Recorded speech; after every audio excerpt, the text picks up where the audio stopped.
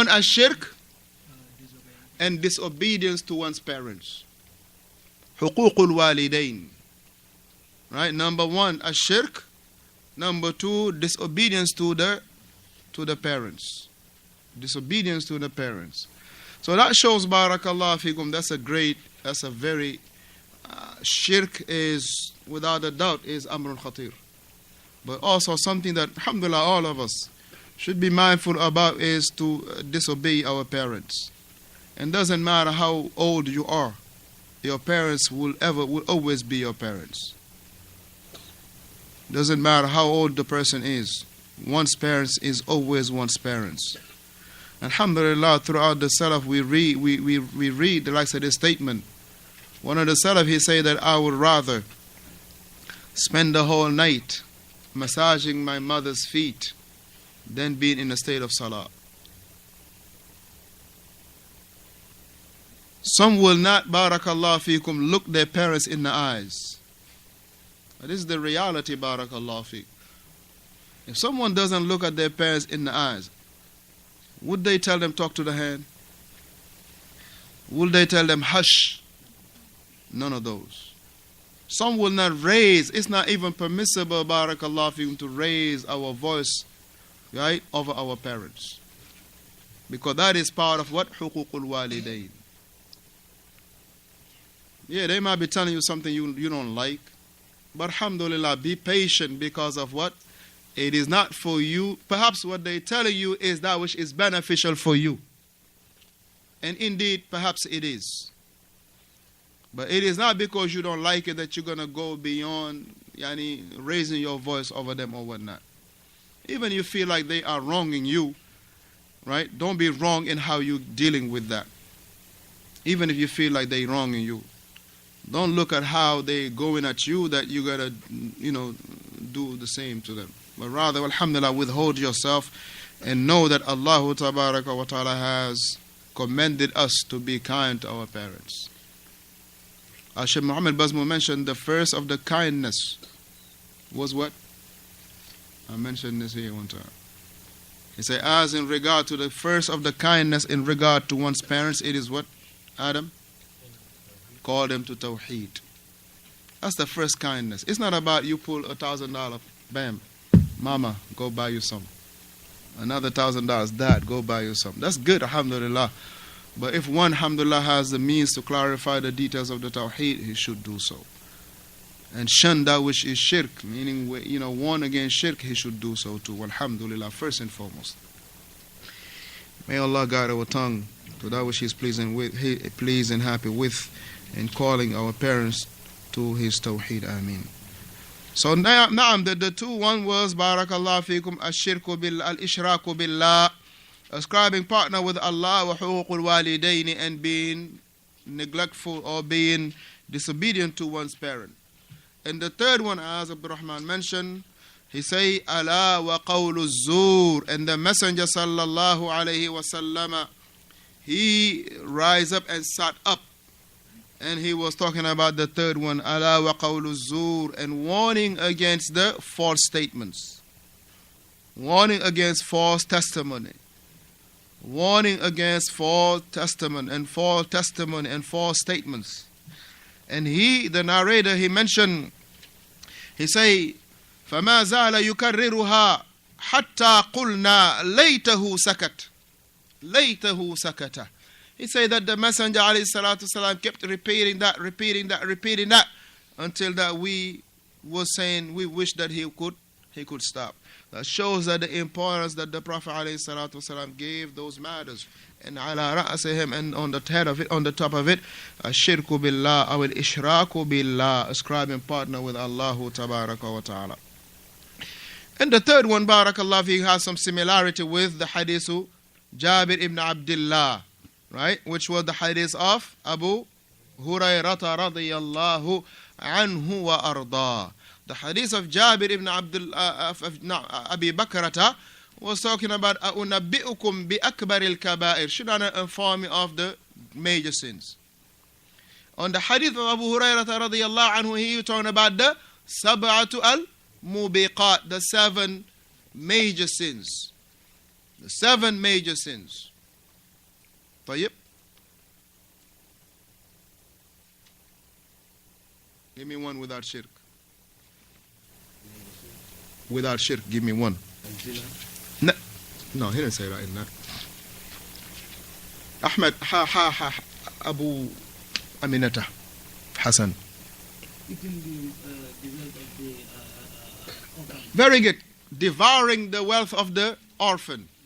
Right? Devouring the wealth of the orphan is one of them. طيب, I'm not going to take the order. I'm just going to grasp. Abdullah.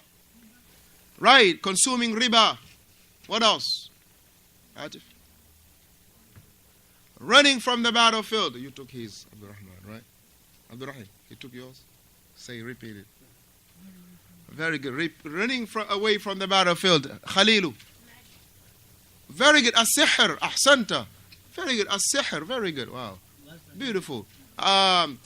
What's his name again? Mampata? Huh? Yeah. Ahsanta. Very good. Killing a innocent soul that Allah has made sacred. Except that with the do right. Illa bil haqq. Very good. What else? Last one. Omar? A chaste believer, accusing, slandering a chaste believer. طيب, that is muhsanat, mu'minat, ghafilat. Slandering a chaste believer. طيب, that is unwary of the issues. Slandering him, accusing her of what? Of zina. And this was, barakallahu fikum, the narration reported by Imam al-Bukhari. And likewise, Imam Muslim, rahimahullah. So I believe that he want to write all those down, right? Okay, let's help him, because I've seen him write 1, 2, 3, 4, 5. What you got? 1. Let's go by the order now, how the Prophet ﷺ. Abu Ibrahim, number 1 is? Ash-shirku billah, Sambala. Was-sihr, magic. Number 1 is ascribing partner with Allah. Number 2 is magic. Number 3, Abdullah, in order. Now I'm killing the innocent soul that Allah has made sacred. Omar, number 4. Riba. Eating riba, consuming riba. Number 5, Hassan.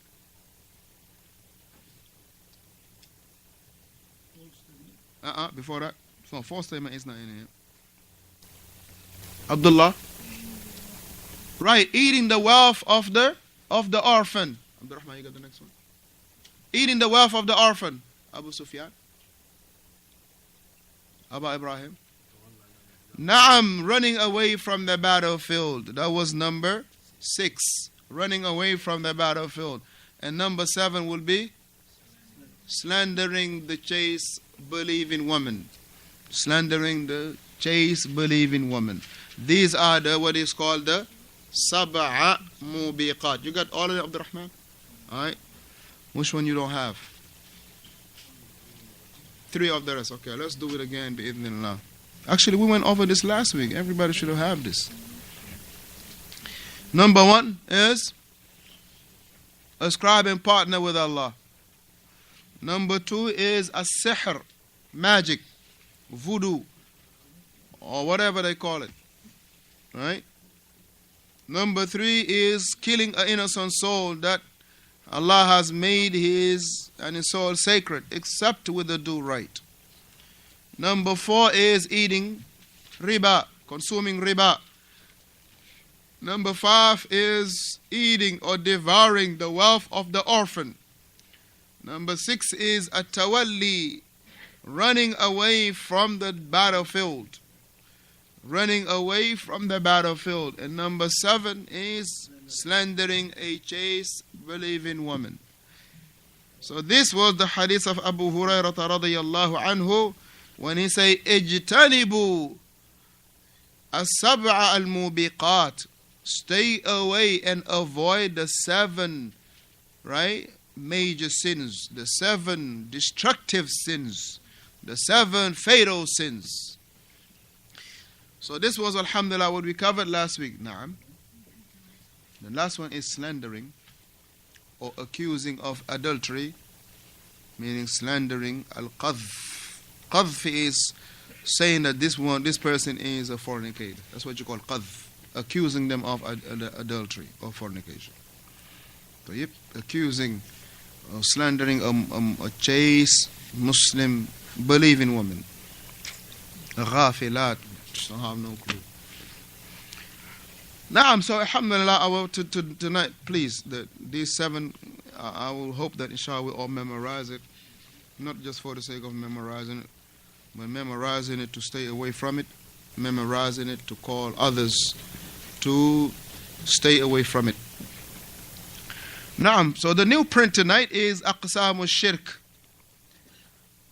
The types of shirk. He say kathiratu, it is many. Aqsam al-Shirk kathiratun, it is many types of shirk.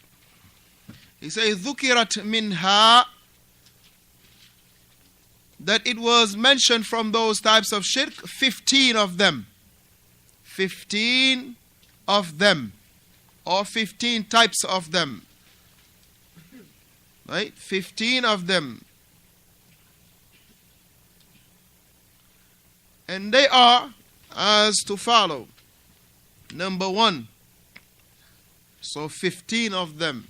Number 1, if you don't write this though, you will not be able to memorize all 15 at the same time in one sitting. So it is important to, alhamdulillah, put these on the writings and check with the person that is next to you so you can have it right and tight. Now if we say that we got to know what is shirk and to avoid it, then we must, alhamdulillah, understand and know all of these types, bi'idhnillahi ta'ala. Number 1 is shirk fi rububiyyah. Shirk fi rububiyyah. Ascribing partner with Allah in matters of the lordship. In matters of lordship. In matters of rububiyyah. Ascribing partner with Allah in His lordship. Ascribing partner with Allah in His lordship. Ascribing partner with Allah in His rububiyyah. And when we say rububiyyah, 3 things come to our mind. Mubasharatan, Muhammad. When we say rububiyyah, how long you been here, Akhi? A week now, huh? Alright, you're done now. Alright, welcome back. When we say rububiyyah, ماذا يعني نتفكر فيه? What do we think of when we say rububiyyah?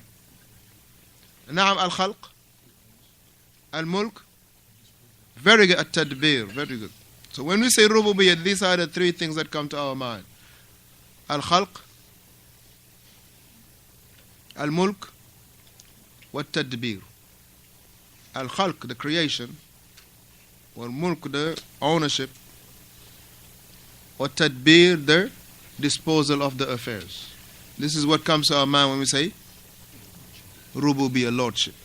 So when we say shirk in lordship, that means shirk in these 3 things. Right? Ascribing partner with Allah in these 3 things. Right? In His creation, in His ownership, and in His disposal of the affairs. This is what you call a shirk, ايش? في الربوبية. Ascribing partner with Allah in His rububiyyah, in His lordship. We say Ibrahim. When you say lordship, that means 3 things. Number 1, it is what? That Allah created everything. Number 2, Allah owns everything. Number 3 is that Allah is the one that disposes all the affairs.